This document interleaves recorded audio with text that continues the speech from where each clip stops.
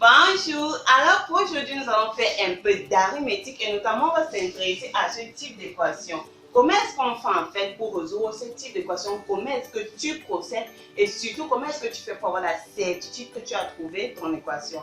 La première chose c'est quoi? On vous demande de résoudre dans n au cube cc. La première information, chaque fois en fait qu'on te dit de résoudre par exemple dans R carré, dans R au cube, qu'est-ce qu'on va en fait dire?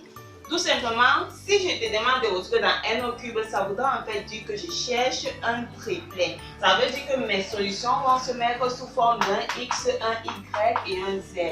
De telle sorte que quoi?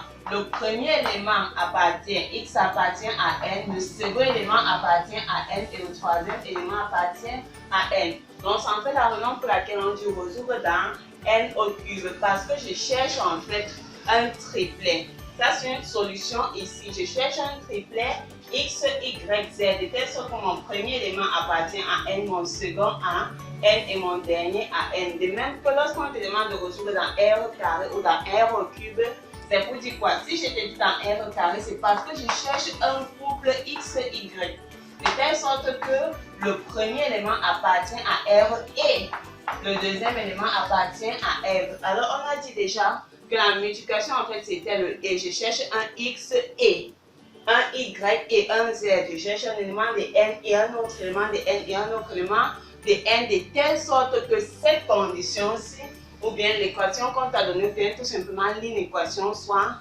vérifiée. Alors pour résoudre notre équation, je t'ai dit quoi? Je vais résoudre x, y, z en base 7 égale à z, y, x en base 11. La première chose que tu dois remarquer, c'est quoi? Si on parle par exemple de la base 2, lorsque je veux les éléments de la base 2, j'aurai tout simplement 0 et 1. Si je veux les éléments de la base 4, j'aurai 0, 1, 2, 3. Donc chaque élément en fait d'une base est inférieur à 7. Ça veut dire quoi? Ça veut dire que si je considère en fait ceci, ça veut dire que mon x doit être inférieur à 11, y inférieur à 11, et x, pardon, z, y, x doivent tous être inférieurs à 11. Donc, si je travaille dans la base 11, ça voudrait dire que sur soit 0, 1, 2 jusqu'à 10, mais je n'atteins pas 11. De même ici, mon x, y, z sera également inférieur à 7, strictement en fait inférieur. Étant donné que les deux conditions doivent être vérifiées, ça voudrait dire que la première condition en fait, pour qu'on puisse trouver x, y, z, il faudrait que notre x soit inférieur à 7, notre y soit inférieur à 7 et notre z soit inférieur à 7. Je prends inférieur à 7 tout simplement parce que lorsque je dis que x est inférieur à 7, y est inférieur à 7, z est inférieur à 7, c'est parce que ça vérifie les deux conditions. Je ne vais pas prendre inférieur à 11 parce qu'il y en a 7. Donc, si par exemple, si on avait au lieu de 11, on avait par exemple 4, on aurait plutôt pris x inférieur à 4, y inférieur à 4, z inférieur à 4, et ainsi de suite. Maintenant, voilà ce que je sais. Ça veut dire que voilà les conditions pour trouver x, y, z. Maintenant, utilisons ceci. Lorsque je dis x, y, z en base 7, vous êtes d'accord qu'on peut écrire ça comme z fois 7 exposant 0 plus y fois 7 exposant 1 plus x fois 7 exposant 2. Autrement dit, je peux dire que ça c'est z plus 7y plus 49x. Donc ça c'est notre x, y, z en base 7. Maintenant, si je prends celui-ci, z, y, x en base 11, ça serait tout simplement dire x fois 11 exposant 0 plus y fois 11 exposant 1 plus z fois 11 exposant 2. Donc, je peux encore dire que ceci c'est x plus 11y plus 121 z. Donc, voilà notre z, y, x en base 11. Maintenant qu'on arrive là, tu es d'accord? On a dit que si je veux dire ceci égale à ceci, ça reviendra à dire en fait que ça égale à ça. Donc, je peux dire quoi? Je peux dire que mon z plus 7y plus 49x sera égal à x plus 11y plus 121z. Je rassemble mes x de ce côté. En envoyant 1x, on aura 48x. En envoyant y de l'autre côté, on a 11 moins 7. Donc, il va nous rester 4y. Et en voyant z de l'autre côté, on a tout simplement plus 120z. Jusque là, qu'est-ce que je remarque? On peut tout simplement simplifier par 4 pour rendre cette équation plus simple. En divisant par 4, tu vas nous rester 12x égale à y plus 30z. Bien. Prenons maintenant le premier cas. Je sais que lorsque je dis que x doit être strictement inférieur à z et qu'on est dans le grand n, ça veut dire que x peut être 0, 1, 2, 3, 4, 5 ou 6. Donc, ce n'est pas tellement des cas, donc je peux étudier cas par cas. Si je dis que mon x égale à 0, la seule condition pour qu'une telle équation existe, il faudrait également que y soit égal à 0 et z soit égal à 0. Donc, on peut dire qu'il y a le couple 0, 0, 0. Maintenant, si je dis que x égale à 1, en disant x égale à 1, ici j'ai 12. Pour obtenir des entiers naturels, il faudra absolument que z soit égal à 0. Parce que si je prends déjà z égale à 1, on est à 30, c'est impossible d'avoir 12.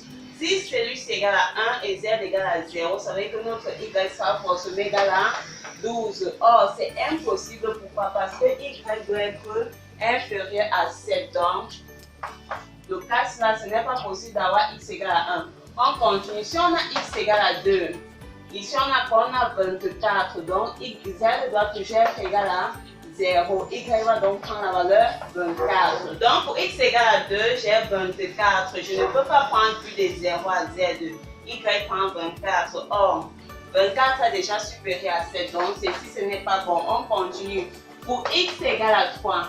Alors, lorsqu'il prend x égale à 3, on remplace. Et si on a 36, ça veut dire quoi? Ça veut dire que notre z va prendre la valeur 1. Notre y prendra donc la valeur 6. Et tu es d'accord avec moi, 3, 1 et 6, vérifie bien la condition. Ça veut dire qu'on peut avoir le couple 3, 6, 1. Mais si je donne par exemple la valeur 0 à z, y sera égal à 36, pardon. Mais 36 ne vérifie pas la condition. Donc pour ce cas, la seule possibilité c'est que son z soit égal à 1 et y soit égal à 6. On continue. Si nous prenons maintenant x égale à 4, en prenant x égale à 4, je remplace, j'aurai 48 à ce niveau. Or, pour obtenir, on remplace z par 1. En remplaçant z par 1, j'aurai quoi? Celui-ci, y sera égal à 18. Or, ce n'est pas bon, y doit être inférieur à 7. En remplaçant z par 2, on aurait déjà 60, donc ce n'est pas bon. En remplaçant z par 0, ceci s'annule, ceci sera égal à 48, donc ce n'est pas bon. Maintenant, on continue. Pour x maintenant égal à 5. Si je dis x égale à 5, ça veut dire que ici j'ai 60. 12 fois 5, 60.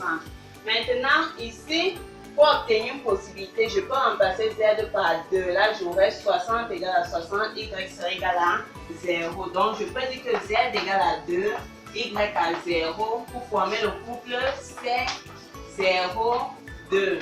Pardon, le triplet 5, 0, 2. Ce qui veut dire quoi?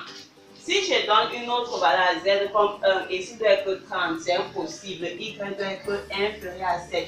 Si je donne 0, ceci c'est 60, ce n'est pas bon. Et si je dépasse la valeur de 2 pour z, on dépasse déjà 60. Donc, on ne peut pas trouver des y parce que ça serait négatif dans ce cas-là. Donc, à part ceci, si on prend x égale à 6, alors je remplace z par 2. Ça va me faire 60. En multipliant 12 par 6, ça nous fait 72. Donc, y sera égal à 12. Donc, ce n'est pas bon. Ça veut dire quoi? Voici les triplets possibles. Voici nos 3 couples, nos 3 triplets solutions. Donc, j'ai appris la méthode de cas par cas parce qu'on n'a pas beaucoup de cas. Et chaque fois en fait que tu prends, tu en donnes une valeur x, tu viens remplacer. Là, tu cherches les différentes possibilités rapidement. Ce n'est pas des gros nombres, donc on rapidement faire ça avec la tête et ainsi de suite. Maintenant qu'on a trouvé notre triplet, on va vérifier pour voir est-ce que ce qu'on a trouvé est vrai. Alors maintenant, ceci c'est pour le crayon. Donc il y a 3 groupes. Lorsque tu prends déjà le 0 passe. Donc on aura 0 à gauche, 0 à droite. Maintenant, je vais prendre ce cas-ci pour illustrer un exemple et vous pourrez faire ceci vous-même. Alors, ça dit quoi? Ça dit que si j'ai x, y, ça c'est x, y, z. Donc, je vais dire 361 en base 7.